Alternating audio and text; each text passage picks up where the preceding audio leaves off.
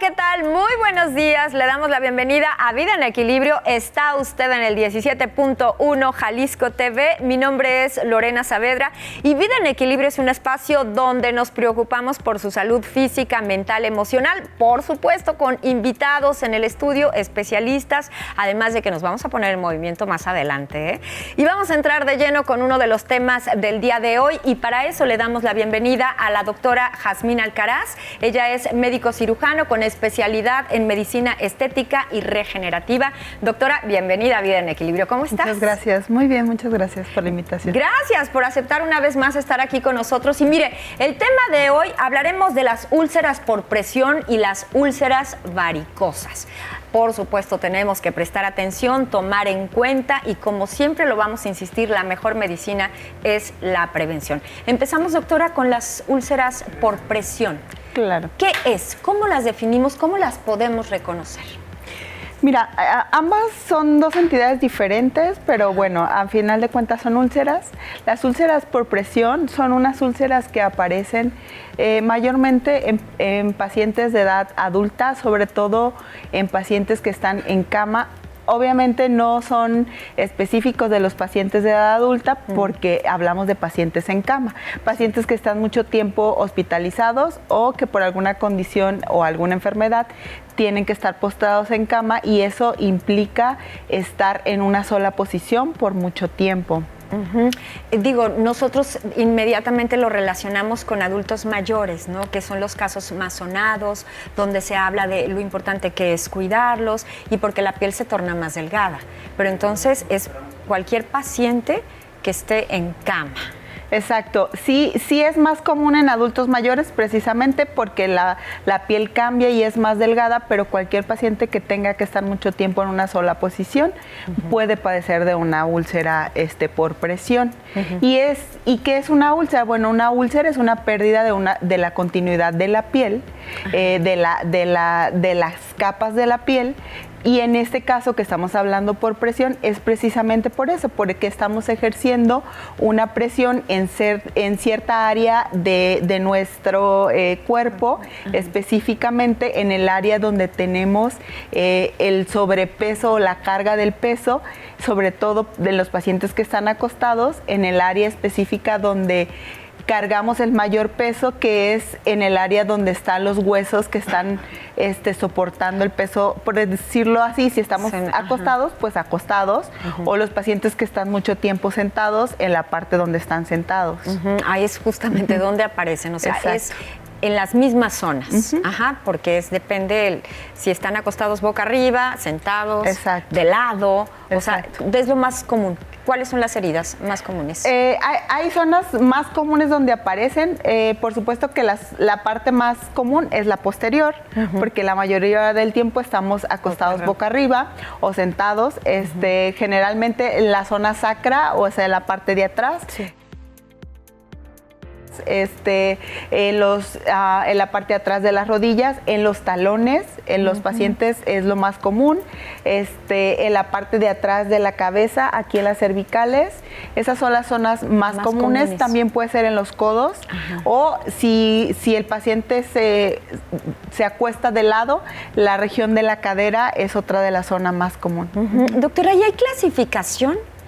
Nosotros los médicos sí lo clasificamos, pero por estadios. O sea, para clasificar en qué estadio estamos o qué tan avanzados estamos, que vamos del 1 al 5. Es decir, 1 sería todavía una úlcera que apenas va a iniciar, una zona ligeramente enrojecida o cambio de color. Una 2 sería cuando ya estamos observando una pérdida de la continuidad de la piel. Una 3, cuando ya estamos profundizando en la segunda capa de la piel, y la tercera y la cuarta es que ya la piel ya ya de plano ya no está ahí. Y la quinta es cuando ya estamos viendo tejido profundo, es decir, no hay piel, ya avanzamos hacia músculo, incluso ya podemos observar hasta el hueso. Ajá. Entonces, bueno, va por clasificación y nosotros siempre insistimos y insistiremos sobre la mejor medicina, que es la prevención, el cuidado. En este caso, tú decías, las primeras señales de alerta, si alguien allá en casa tiene un paciente que está en cama, o bueno, tener el conocimiento, que también eso es importantísimo.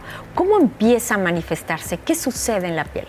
Cambio de coloración en la piel es el principal síntoma. O sea, vamos a ver que la piel ya no es en esa zona del mismo color. Ojo, siempre va a ser en las zonas donde tenemos más presión. Es decir, si el paciente está sentado, pues en la zona de los glúteos. O si está acostado, en la zona de los glúteos de la cadera, si se acuesta más de lado. Va a ser un cambio de coloración rojo, rosáceo, o incluso puede ser zonas más oscuras. La piel se va a cambiar de una piel normal a verse una piel como más fina, más brillosa, más delgada, y ya ahí ya nos estamos hablando de un estadio 1. Por supuesto que primero, como tú lo decías, por la presión, primero aparece en la zona sacro. Es difícil que aparezca primero en los codos o en el cuello, o depende de cada paciente, doctora. En realidad depende de en qué zona está ejerciendo la presión el paciente.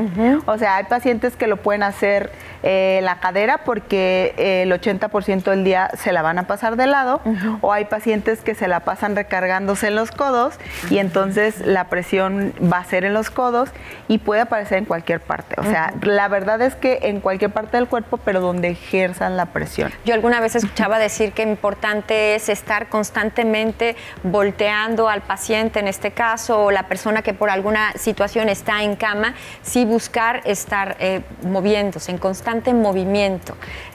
¿Es real? Claro, esa es una de las maneras de prevenir y también se vuelve una parte del tratamiento. Hay que estar rotándonos o hay que estar rotando al paciente cada 2 horas de posición. Entonces, si el paciente está acostado, a las 2 horas de ladito, a las 2 horas el otro lado, a las otras 2 horas ayudarlo a sentarse. Hay que estarnos rotando cada 2 horas para evitar la presión constante en una misma zona. Y también existen, unos colchones que se inflan, que son para distribuir la presión corporal. Entonces, si el paciente no es un paciente que podemos movilizar constantemente por el peso, por cualquier razón, hay colchones para distribuir, que son plásticos y se inflan para distribuir esa presión. Y pacientes que se sabe que van a estar mucho tiempo en cama y el resultado es óptimo, ya que entramos al terreno de la prevención y de los cuidados, doctora. Sí, claro que sí. O sea, tener una prevención, eso es lo primordial, y por supuesto que tiene muy buenos resultados y es una parte de los cuidados que brindamos el personal médico, incluyendo las enfermeras, la rotación, y es algo que siempre le hacemos hincapié a los familiares. Usted tiene que estar rotando a su paciente cada 2 horas para evitar ejercer presión en una sola zona, porque esta presión lo que hace es disminuir el aporte sanguíneo y eso lo que hace es necrosar el tejido. Por eso es que va sucediendo todo esto. ¿Y hay algún tiempo, o sea, después de una semana, después de 2 semanas, que se podría correr el riesgo de que aparezca una úlcera? Hoy que estamos hablando de úlcera por presión. Pues depende mucho de la carga, es decir, del peso del paciente, del peso, de la presión que se va a ejercer, de la calidad de la piel del paciente, de la humedad que tenga el paciente ahí también, pero puede suceder entre una semana, 2 semanas, varía bastante, ¿no? O sea, de repente decíamos, es importantísimo estar al pendiente porque cuando menos se imagina puede aparecer esta úlcera, que estamos hablando por úlcera por presión.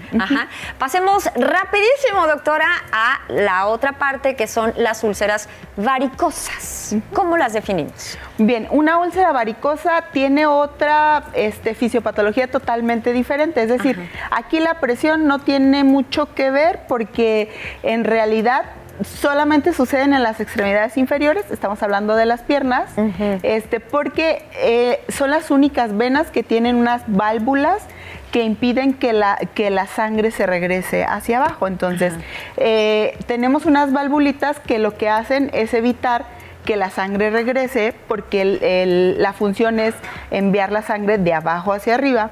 Y entonces, aquí sí, la edad puede cambiar. Sí, sería un factor de riesgo. Puede ser desde los 18 años hasta edades muy adultas, porque depende mucho de la genética, depende mucho de si hacemos ejercicio, si no hacemos ejercicio, si tenemos sobrepeso, si acostumbramos a estar mucho tiempo parados o sentados. Sí, hay muchos factores que sí cambian en este sentido de las úlceras varicosas. La causa principal es una disfunción de las venas de las piernas, ¿ok?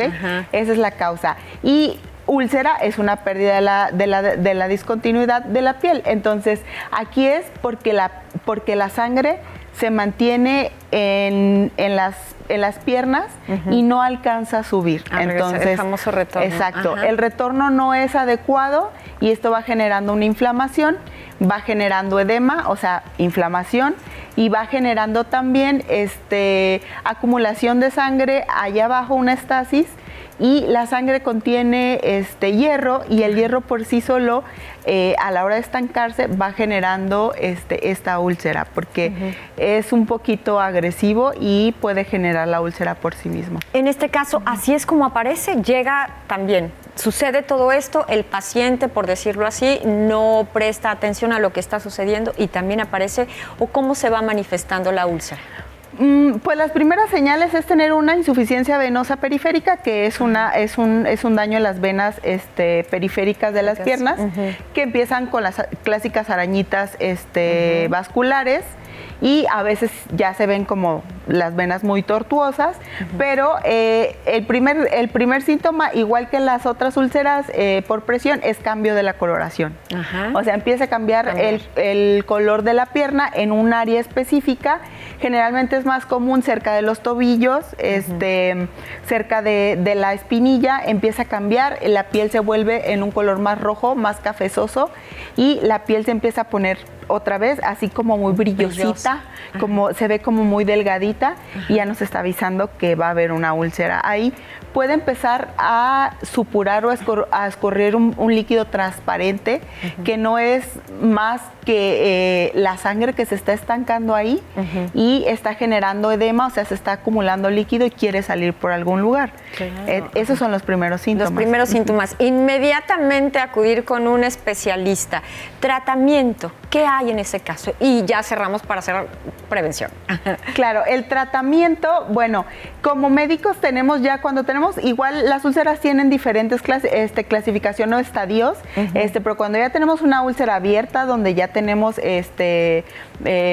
abarcamos ya varias áreas o profundidades, bueno, tenemos que utilizar apósitos especializados, pero uno o el principal tratamiento es no estar en una posición igual por mucho tiempo, y también utilizar medias de compresión o vendas de compresión, que nos va a hacer que la vena que no está funcionando bien se comprima y alcance a generar presión para que la sangre suba hacia arriba. Una vez igual son las etapas de las úlceras que tú decías, sucede exactamente lo mismo también en las piernas. Sí, va avanzando por etapas. Exactamente, hay etapas, nada más que aquí son 3 nada más. 3 etapas, pero para evitar llegar hasta la etapa número 3, hablemos entonces de la prevención. Si se sabe que hay genética o hay historial en la familia importante, al momento de ver alguna, las famosas arañitas, a utilizar vendas de compresión. ¿Qué dices, doctora? Sí. Pues la principal es, si ya tenemos genética, si mamá o abuelita sufrieron de insuficiencia venosa, hay que utilizar medias de compresión o vendas. Lo más cómodo es utilizar medias, incluso hay Toby o pantimedias, que son así como tus calcetitas, muy bonitas, muy elegantes, y ejercen una presión suficiente para que esas venas alcancen a llevar la sangre hacia arriba. Y la verdad es que no son nada incómodas, te acostumbras bastante, y con eso vamos a prevenir. Y también se vuelven parte del tratamiento, es lo que te decía. O sea, quien ya padece, lo va a padecer todo el tiempo y tiene que acostumbrarse a utilizarlas. Entonces, es parte del tratamiento y es parte de una prevención también. Ahí estamos hablando, prevención, cuidado, autocuidado, importantísimo, y hagamos todo lo que nos corresponde, lo que está a nuestro alcance. Doctora Jazmín Alcaraz, muchas gracias por estar con nosotros esta mañana en Vida en Equilibrio. Nos vemos pronto, doctora. Claro que sí. Gracias. Vamos a hacer una pausa y regresamos. Quédese con nosotros.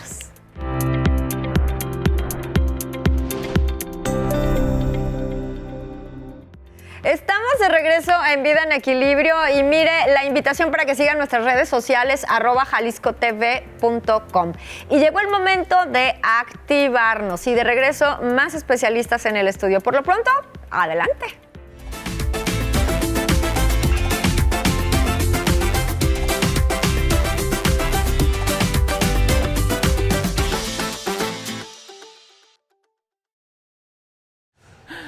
Hola, hola, buenos días, ¿cómo están? Mi nombre es Erika Jaramillo, soy instructor de baile fitness y esta mañana aquí en Vida en Equilibrio vamos a bailar una cumbia, los pasos básicos de cumbia.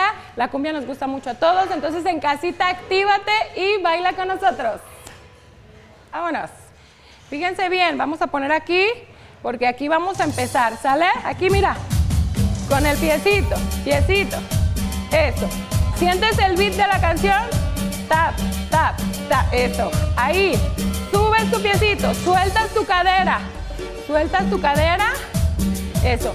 Ahora vamos a cambiar de lado, ¿va? Cámbiale, cambia, aquí. El mismo, eso, aquí.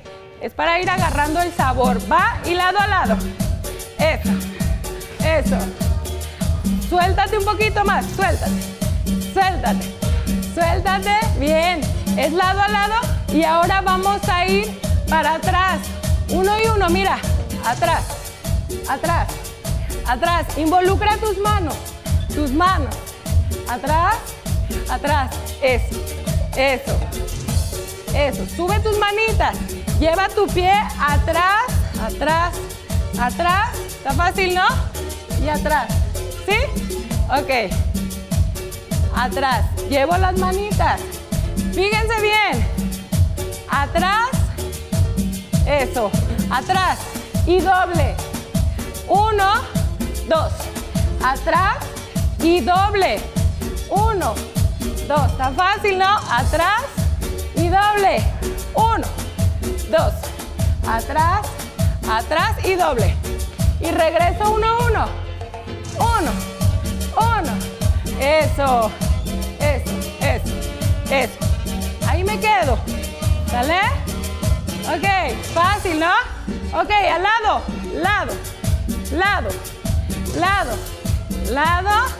Y ahora me voy a desplazar, fíjate bien. Delante y atrás, mira. Delante, atrás. Un poquitito, nada más. Eso, ahí. Involucra hombros, brazos. Y ahorita te digo cuando cambiemos de lado. Ahí le sigo. Piernita adelante, atrás. Adelante, atrás. Y cámbialo. Adelante, atrás. Ahí está. Está fácil, ¿no? ¿Cómo vamos en casita? Pasos fáciles, básicos, divertidos, para que actives tu cuerpo y tengas una vida más saludable. Eso, adelante y atrás. Eso, adelante y atrás. Y vamos a ir otra vez lado a lado. ¿Listas? Lado. Y aquí también podemos cruzar, mira. Lado, cruz. Lado, cruz. Eso. La cumbia es un poquito más rápido que la salsa, por eso te sientes a lo mejor un poquito más agitado. Muy bien. ¿Cómo les fue en casita? Espero que muy bien. Ya saben, mi nombre es Erika Jaramillo, instructor de baile. Aquí les dejo mis redes sociales y espero que allá en casita hayan podido lograr la rutina. Tengan un excelente día. Nos vemos próximamente aquí en Vida en Equilibrio.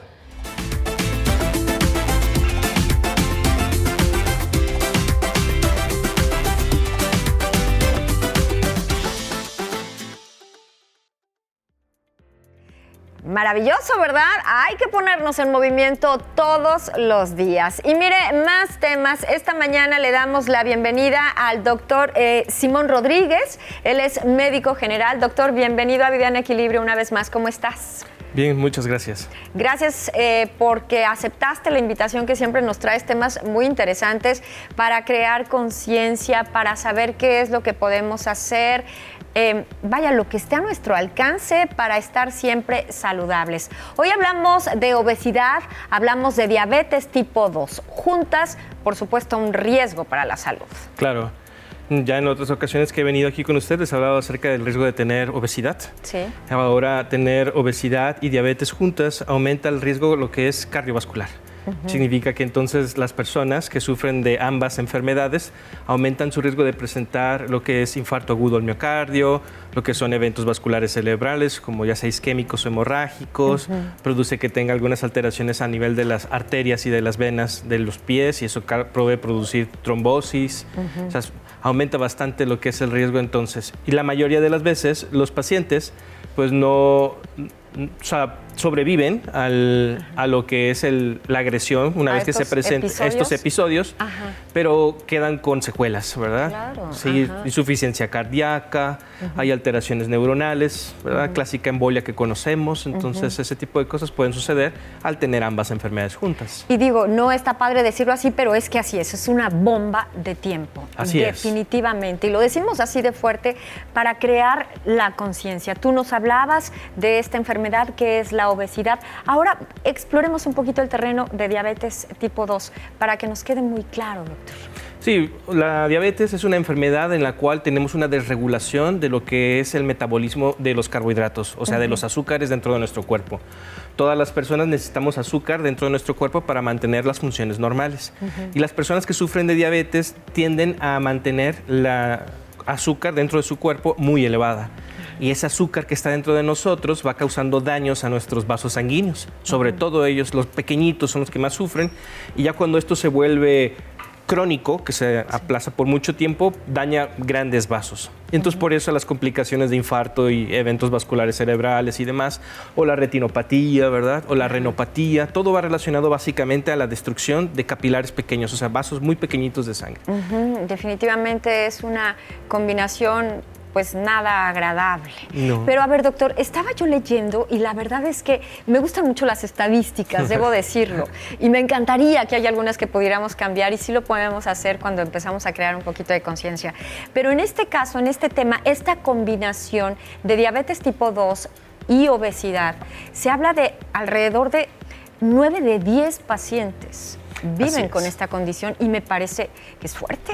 ¿Es real, claro, doctor? Sí, es real. O sea, realmente, y más aquí en México, donde tenemos una alta incidencia de lo que es obesidad y diabetes, la relación entre ellas es muy, muy impactante. Pues una vez se ha visto, por ejemplo, en la Encuesta Nacional de Salud, de que aquellos pacientes que sufren de diabetes, aproximadamente el 80-90% de ellos sufren de sobrepeso u obesidad. Y cuando se integran estas dos enfermedades juntas, el riesgo cardiovascular se dispara casi al triple. Claro. Entonces, es ese impacto que tenemos sobre todo aquí en nuestra población mexicana. Se hace el diagnóstico, se llega al diagnóstico, pero tú dices, ya está manifestada una o la otra. O sea, diabetes se hace el diagnóstico, pero ya está presente la obesidad y viceversa. Así es. ¿Qué hacer, doctor? Bueno, como ya veíamos anteriormente, o sea, si yo tengo diagnóstico de obesidad, tengo que distinguir entre si es clínica o preclínica, y si me encuentro todavía en el rango de preclínica, tengo la oportunidad de acudir a que me den atención, ¿verdad? ¿Podemos recordar una y otra preclínica? La preclínica son aquellos pacientes que tienen obesidad, o sea, un aumento de lo que es grasa dentro de su cuerpo, pero no tienen manifestaciones de comorbilidades como diabetes, hipertensión, enfermedad cardíaca, dislipidemias, etcétera. O sea, no hay ningún diagnóstico. Todavía. Ajá, no hay otra enfermedad, excepto que tienen mucha masa de adipocitos dentro de su cuerpo. Eso es lo que se tiene. Y la clínica es aquellos entonces donde se tiene pues ya la masa de grasa aumentada en su cuerpo, y aparte tienen diabetes, tienen hipertensión, tienen dislipidemia, tienen enfermedad cardíaca. O sea, ya está el diagnóstico, ¿no? Así es, ya está el para diagnóstico. Que nos quede muy claro. Entonces, ese es el primer paso, tener claro en qué etapa se está. ¿Qué se ya hace? una vez que tenemos eso, que lo podemos distinguir, estamos dentro de una o estamos dentro de otra, lo que sí podemos hacer es, uno, ir a recibir atención, ¿verdad?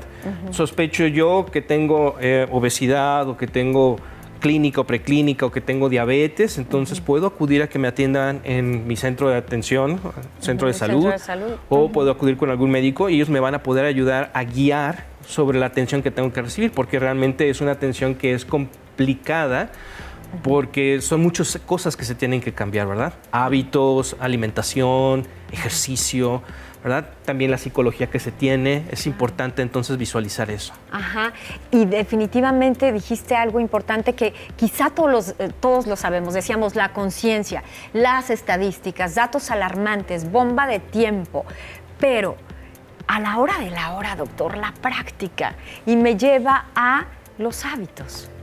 Sí, ese es un punto muy clave. Si nosotros vemos el manejo primordial para cualquiera de las dos enfermedades, sea diabetes u obesidad, el manejo inicial siempre es cambiar hábitos del paciente. Eso es algo importante. Ahí es donde dentro de las guías se da como un pequeño adyacente de tratamiento que es atención psicológica. Porque realmente pues hay que entender que este tipo de pacientes no llegan a tener obesidad, no llegan a tener diabetes en un lapso corto de tiempo. Sí, claro. Son personas que ya tienen desarrollando esta enfermedad probablemente entre 8 y 10 años. Entonces ya cuando manifiestan la enfermedad, pues ya pasaron 8 a 10 años que tienen malos hábitos. Entonces es difícil que el paciente abandone esos hábitos simplemente porque les da uno la indicación. Claro, ahí nos vamos a quedar, vamos a hacer una pausa, ahorita regresamos, estamos hablando de diabetes tipo 2, la combinación con la obesidad y justamente vamos a llegar a los hábitos, lo que sí podemos hacer y tus consejos que están importantes, ¿sí? Una pausa chiquita y regresamos a Vida en Equilibrio, quédese con nosotros.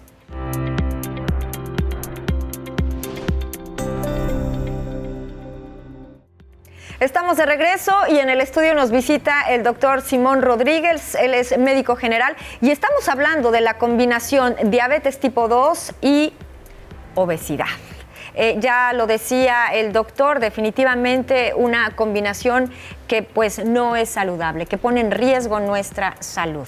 Doctor, nos quedábamos en los hábitos. Un paciente que ya presenta ambas condiciones de salud. Muy bien. Cuando ya se presentan ambas condiciones, hay que atacar por varios puntos. Si uno va directamente a lo clásico, que es hacer dieta y ejercicio, pues entonces se requiere atención por parte de un nutriólogo y se necesita también atención por parte de un entrenador físico. No todos los pacientes pueden hacer los mismos ejercicios. Claro. Recordemos que esto se puede dar tanto en adolescentes, en niños, en personas adultas y adultos mayores. Entonces, cada quien necesita un ritmo específico de régimen de ejercicio y también régimen alimenticio. Entonces es importante tener en cuenta que esos dos puntos, aunque se escuchen muy sencillos, se necesita entonces que un nutriólogo nos ayude para poder determinar los alimentos que debemos de consumir y nos ayude a cambiar el ritmo de nuestra dieta de una manera paulatina. Y se necesita un entrenador físico que esté entrenado para pacientes con diabetes, porque hay algunos pacientes que llegan a tener ya ciertas complicaciones, ¿verdad? Que tengan, no sé, insuficiencia renal, que tengan retinopatía, que tengan pie diabético. Entonces, esos pacientes realmente no pueden hacer los mismos ejercicios que un paciente que no los tiene, ¿verdad? Entonces, sí es importante entender que aquellos entrenadores físicos que se van a encargar de darle tratamiento a los pacientes tienen que tener cierto entrenamiento. Y ya distinguiendo estos dos puntos que son como los clásicos que se pueden visualizar, que son la dieta y el ejercicio, entonces vendrían los otros puntos que se tienen que hacer, que por ejemplo lo que es el estado de ánimo del paciente, viene entonces el apoyo psicológico. Tiene que ser, ¿verdad? Claro que sí, es fuertísimo ese estado en el cual el paciente llega a un punto en el que se siente deprimido porque se le diagnosticó diabetes, se le diagnosticó que tiene obesidad, entonces su estado de ánimo decae. Entonces la posibilidad de que no siga el tratamiento es muy alta. Entonces el apoyo psicológico ayuda para que el paciente pueda enfrentar o confrontar la situación en la que se encuentra y tome las riendas de su vida de alguna manera, ¿no? También lo que es el apoyo por tanatología también puede ayudar mucho en ese aspecto, pues porque es un duelo, ¿verdad? El paciente acaba de recibir el diagnóstico de diabetes y de obesidad y para él es un duelo porque acaba de dejar su salud. Perder la salud. Así es, está perdida. Cada vez se habla más de el tanatólogo, del acompañamiento y en este caso, finalmente sí es quien acompaña durante las pérdidas, por supuesto que también es importantísima la presencia de un tanatólogo. Oh, claro que sí. Ajá. O sea, los pacientes que sufren de obesidad y diabetes sufren de depresión, sufren de ansiedad y algunas otras patologías psicológicas que están agregadas en esa situación. Y una de ellas entonces entra el duelo, debido a que el paciente desarrolla un rechazo por el diagnóstico que se le da, entonces le cuesta trabajo aceptar los cambios que necesita hacer. Entonces el apoyo del psicólogo para poder confrontar su ansiedad, su depresión y el seguimiento el seguimiento del tanatólogo, que esté con él, que lo apoye en sus emociones, que se encuentre y todo, le ayuda muchísimo a lo que es el apego del tratamiento. Siguen más lo que es la dieta, siguen más lo que son los ejercicios, se ven más animados, se ven en un estado que de alguna manera provoca que el paciente mejore. Ajá, tienen como esa red de contención, porque igual en otros programas lo hemos platicado. Número uno es la negación, ¿no? Sí. O sea, el negar. ¿Y cuánto tiempo lleva el aceptar, que no es lo mismo resignarse? No es lo mismo. El tiempo que lleva en aceptar esta condición de salud es tiempo que se pudo haber ganado, doctor. Claro que sí. Ajá. A ver, doctor, si se sigue al pie de la letra, si se hace y se tiene la conciencia de ese acompañamiento, empezamos también a trabajar el autoamor, ¿sí es reversible?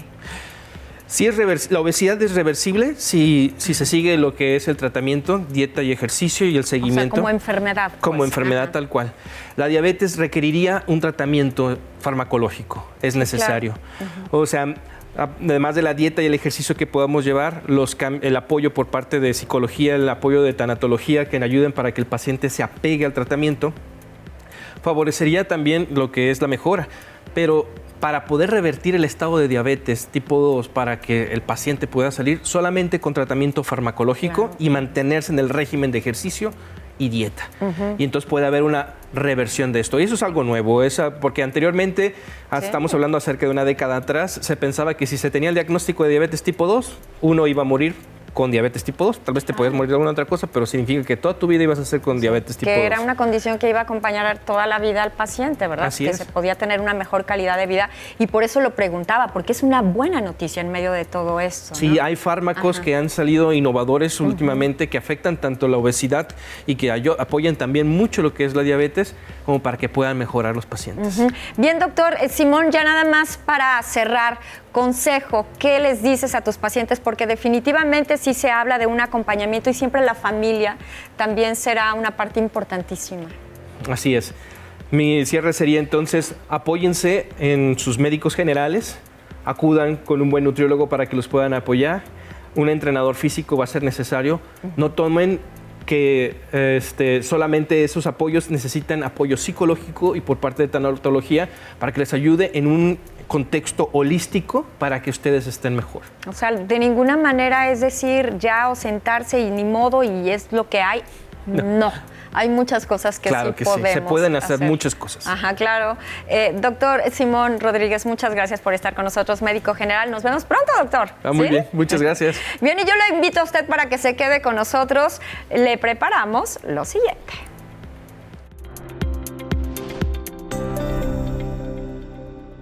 Primero hay que saber qué es la tristeza, y se define como un estado anímico que se produce por un suceso desfavorable que suele manifestarse con pesimismo, insatisfacción y tendencia al llanto. La tristeza es la emoción básica opuesta a la alegría. ¿Pero qué tiene de bueno la tristeza? Que activa el proceso psicológico que nos permite superar pérdidas, desilusiones o fracasos.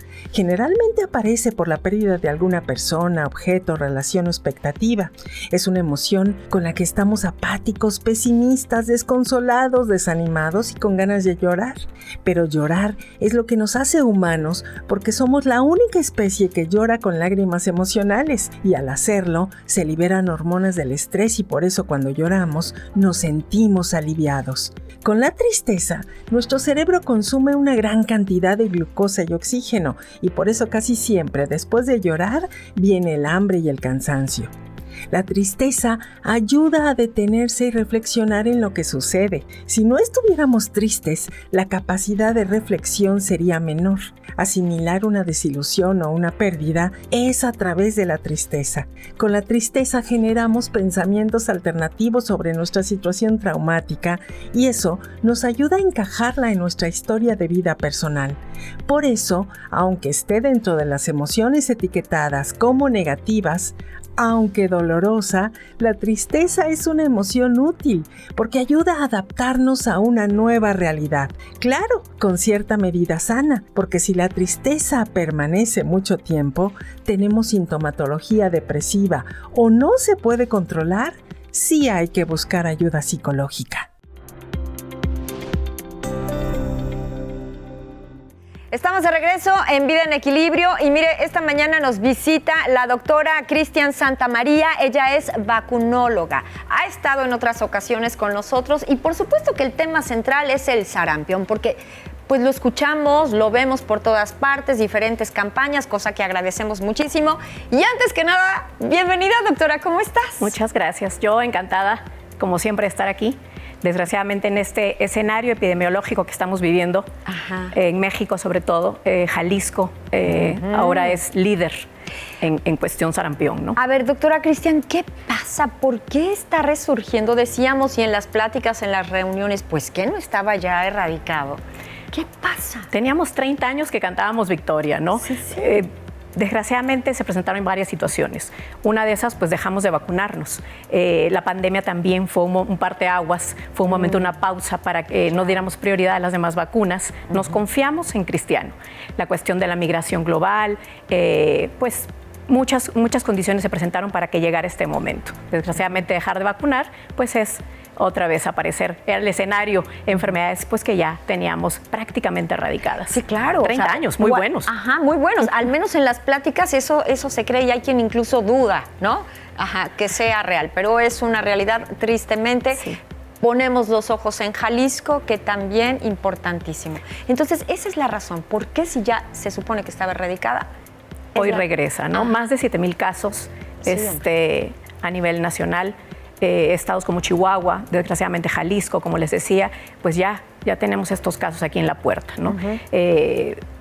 Ha sido un virus que ha sido muy agresivo. Es un virus altamente contagioso. Yo diría que el más contagioso. Altamente contagioso. De ahí la situación de alerta sanitaria, esta cuestión del brote, pues nos pone pues en alerta tal cual, sí, ¿no? Claro. Porque una sola persona puede contagiar de 12 a 18 personas. Qué impresión, es muchísimo. Es muchísimo. Y es un virus que si hablamos, estornudamos, queda en el ambiente unas 2 horas. Entonces personas pues que están en ese momento ahí pueden adquirir el virus. Tiene sus personajes favoritos, sus personas favoritas. Claro, ¿no? Sus personas favoritas para llegar, como por ejemplo, ¿quiénes son los más vulnerables? Los no vacunados, definitivamente. Los no vacunados, las personas en malnutrición o desnutrición, aquellas personas que tienen alguna comorbilidad, diabetes, obesidad, y tienen otro tipo de situaciones que los ponen otra vez pues, débiles inmunológicamente hablando, ¿no? Con un sistema de defensas alterado, deprimido, ¿no? Eso es, ellos son. Como decían, yo me acuerdo también así, la tristeza baja las defensas. Se hablaba mucho de esto, ¿no? Sí. Que había que estar contentos para fortalecer el sistema inmunológico. Definitivamente, Entonces, sí. Ojo con esto. Altamente contagioso. ¿Mutó? No mutó, pero tiene esta presentación, es una enfermedad viral exantemática. Entonces tiene un cuadro clínico un poquito complejo, porque tiene 2 fases. Tiene una fase prodrómica, donde cursa pues con fiebres altas. A ver, para definirlas, porque luego también las palabras para poderlo comprender nosotros. Es una fase que empieza con, como la mayoría de virus, ¿no? Fiebres altas, estornudos, coriza, que le llamamos, que es congestión nasal. Híjole, pero es que se puede confundir. Totalmente, tos. Un diferenciador que yo podría ponerles ahí es que este tipo de virus cursa con conjuntivitis y fotofobia. Fotofobia es una aversión, una sensibilidad a la luz. Entonces, a diferencia tal vez de COVID, de influenza, podría ser como un pequeño diferenciador y más o menos en la siguiente etapa, que es la exantemática. Exantemática se refiere a exantema, a esta erupción cutánea, este salpullido, dirían las mamás, y cursa más o menos al 4º día con este tipo de lesiones pues dérmicas. Digo, ¿no? aparecen las lesiones que todos de alguna manera tenemos en mente o tenemos la información o lo podemos ver en las redes sociales, ya está presente. O sea, ya tenía un ratito. Exactamente. Más o menos al 4º día es cuando aparecen estas lesiones en la piel. Pero tuvimos 3 días con un curso de síntomas pues, medios complicados, ¿no? Sí, que podrían ser totalmente otros diagnósticos diferenciales. Pero se pueden confundir. Se puede Ojo con esto, porque podría ser una simple gripe, digo, nos vamos en el más bajito de los casos, pero entonces aquí la diferencia es lo que tú decías, de repente la luz se torna poco tolerante. Esa podría ser ese foco. El diferenciador, totalmente. Una conjuntivitis, una irritación ocular. Usualmente el paciente se queja de esa sensibilidad, ¿no? Hacia la luz, esa molestia, lo siente muy agresivo. Y pues a veces en esos 3 días pues ya perdimos tiempo en el diagnóstico porque a veces los papás lo minimizaron, a veces se nos va, al mejor cazador se le puede ir una bala, lo confundo con un cuadro viral simple o tal vez respiratorio limitante y pues no es así, ¿no? Entonces de ahí su complejidad, porque ya en esos 3 días, pues el chamaco a lo mejor fue a la escuela, fue a la guardería, fue al colegio y pues repartió. ¿Cuánto es? Uno puede contagiar entre 12 y 18 personas. Imagínate, prácticamente podría medio ser salón, todo el salón, ¿no? Definitivamente toda la familia. Y ahí lo vamos a dejar. Sí, vamos a hacer una pausa. Hoy estamos hablando de sarampión y no me gusta decirlo así, pero 2026, como si fuera una edición. ¿Qué podemos hacer? Ahorita lo vamos a descubrir. Quédese con nosotros.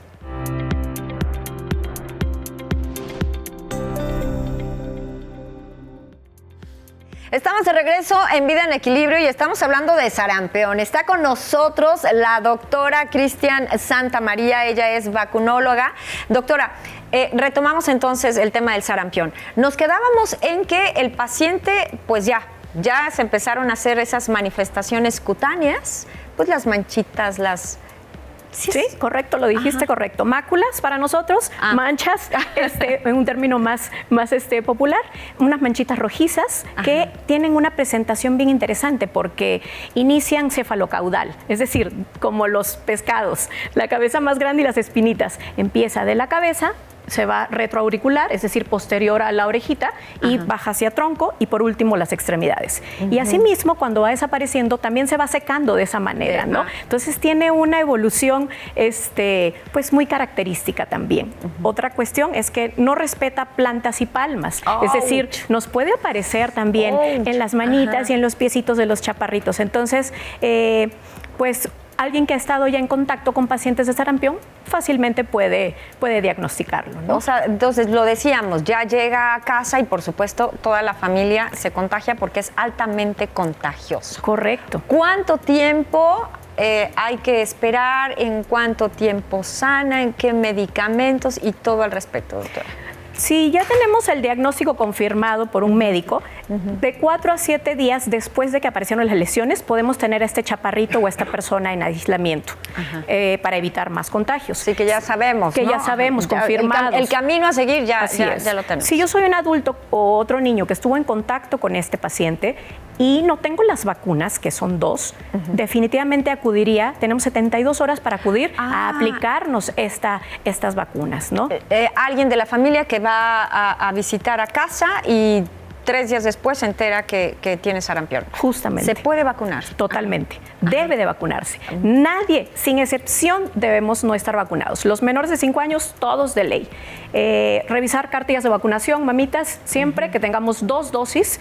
En los casos que hay brotes o alertas sanitarias, se modifica un poco la aplicación, ¿no? Incluso en menores de 12 meses se considera una dosis 0, que le llamaban, que no suplementa ni reemplaza a las otras 2, simplemente por la situación epidemiológica que vivimos, a veces se aplica esta dosis 0, ¿no? Pero menores de 5 años, todos completitos, sus 2 dosis de vacunas, normalmente la aplicamos a los 12 meses y a los 18 meses, o sea, al año y al año y medio. Cuando hay una situación extraordinaria como ahora, como en este caso, incluso aplican al mes un refuerzo, ¿no? En una pues tentativa de prevenir, sobre todo niños que van a guardería, niños que están en kinder, que están en contacto con más niños. Esos niños. Los adultos, pues otra vez los primeros en la fila, el personal de salud, tenemos que estar sí o sí vacunados.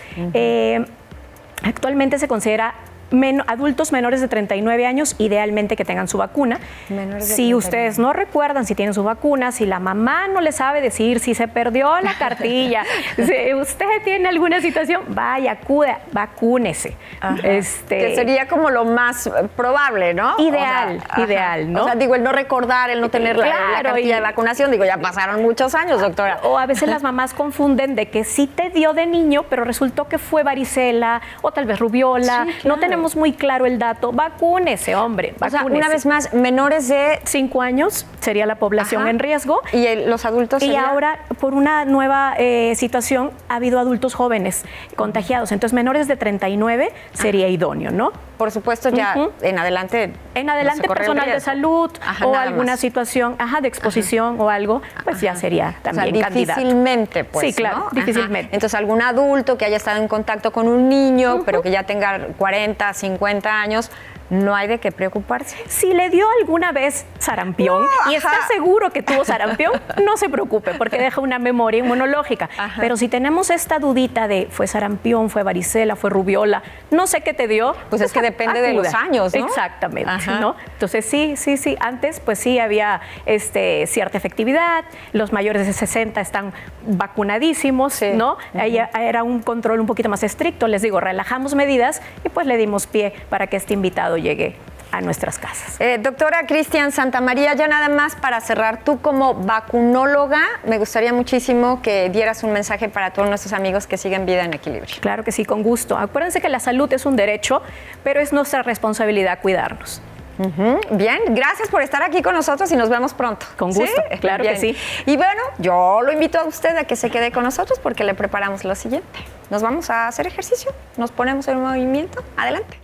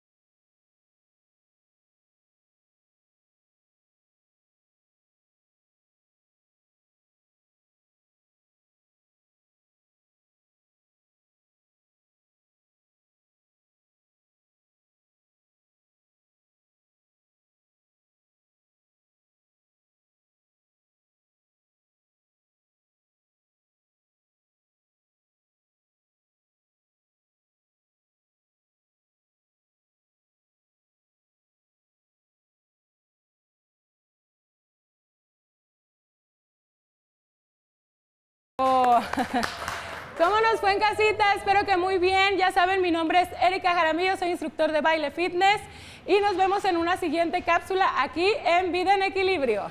Bye.